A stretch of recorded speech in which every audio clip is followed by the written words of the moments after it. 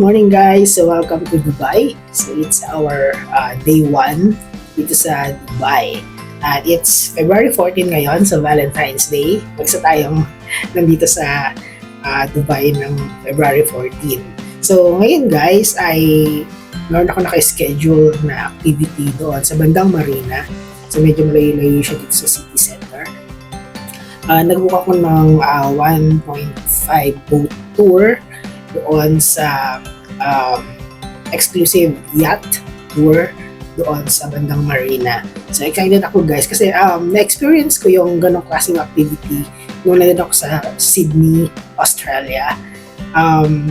Bali magko-cruise doon sa bay doon sa Marina, tapos mag-stop doon sa ilang mga famous na tourist spots dito sa Dubai for picture taking.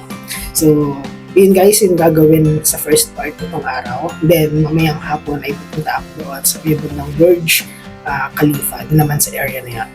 So, ngayon guys ay 8 o'clock na ng umaga, 10 o'clock yung activity natin doon sa bandang Marina. Ngayon ay nag-order ako ng breakfast dito sa hotel. Kaya shawarma ako ng maaga. Ayan, yung shawarma, double shawarma, tapos mag-black tea tayo. Hinihintay ko na lang na dumating yung order din. After that, didiretso na ako doon sa Marina area. Ayan, so nakabihis na ako, nag-prepare ako ng maaga para hindi ako masyado maghabol doon sa oras.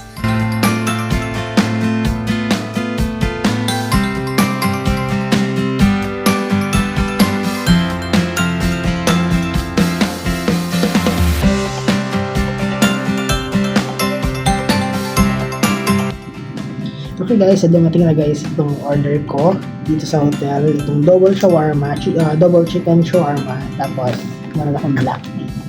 So kaya tayo guys. Merong papaya bits.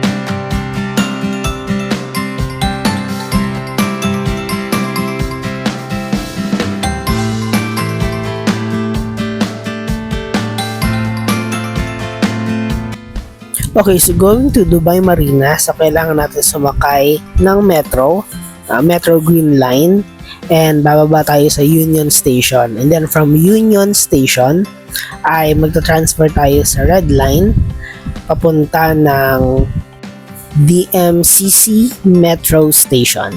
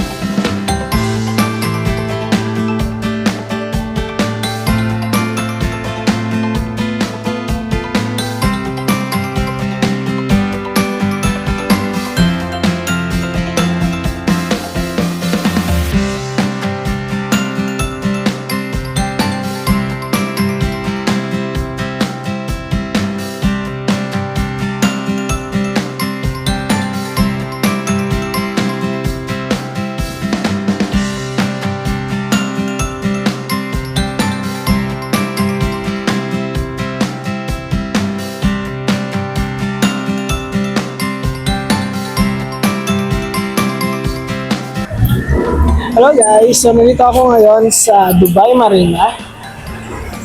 Ayan. So ito ay waterfront community dito sa Dubai. At kung saan ako naroon guys ay nandito ako sa Marina Walk. So ito ay 7 kilometer na promenade na saan maraming mga restaurants, maraming mga buildings na nag-o-offer na ibang mga services dito. At marami guys dito mga yate. At karamihan dito guys sa pag-aari ng mga nakatira rin dito guys sa Dubai Marina. So mamaya guys ay mag-join ako ng isang boat tour na babagtasin itong kanal na ito papunta doon sa seafront at mag-stop dun sa mga famous na tourist attractions dito sa Dubai.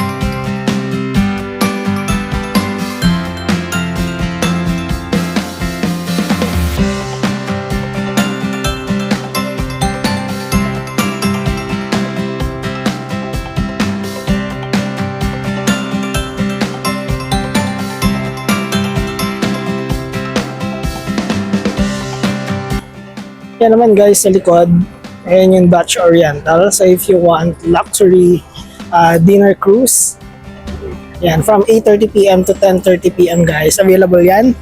So yung price range niya ay 99 to 299 dirhams.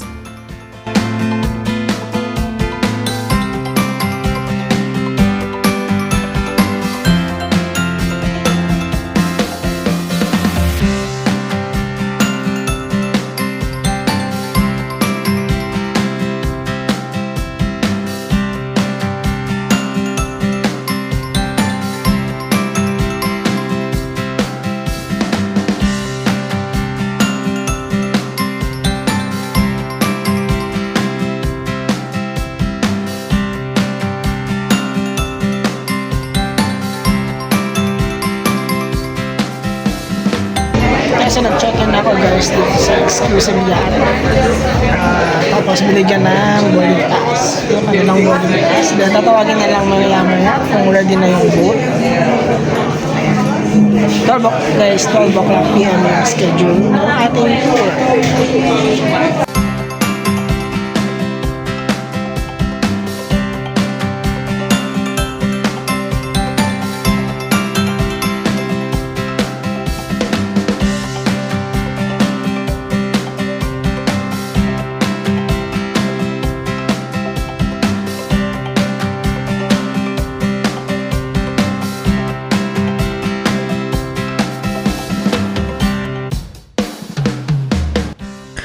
And we are starting to cruise yung Dubai Marina.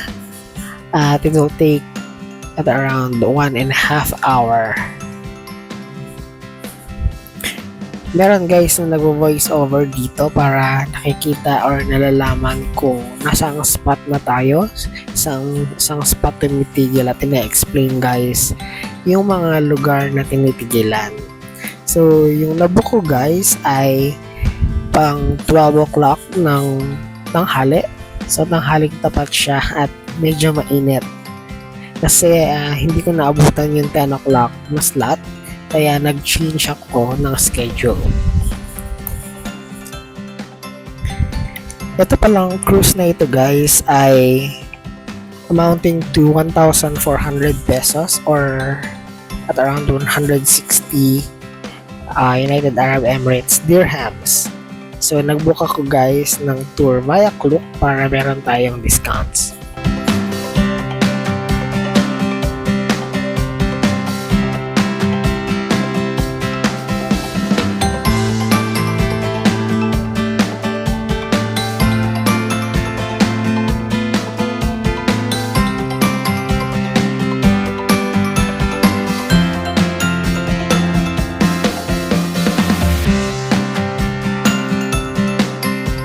And we are approaching guys yung Ain Dubai. Ito yung highest and tallest Ferris wheel sa buong mundo.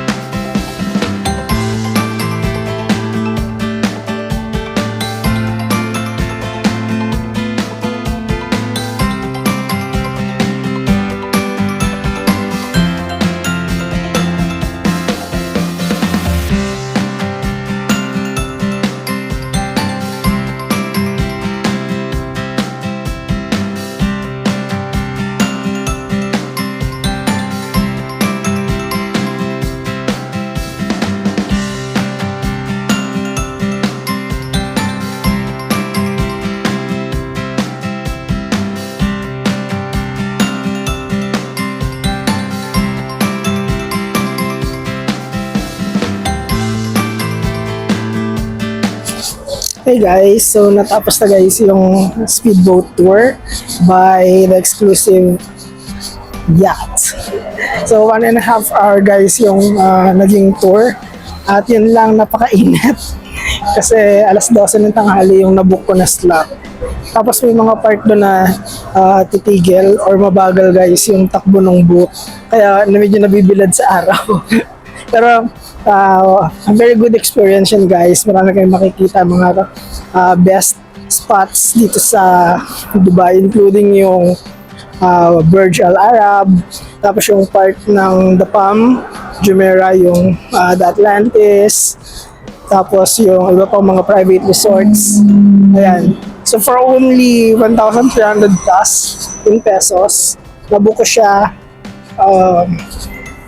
via Klook. Yan. So, available siya from 10 a.m. hanggang 4 p.m. yata yun, yung mga slots. So, ngayon guys ay natapos na yung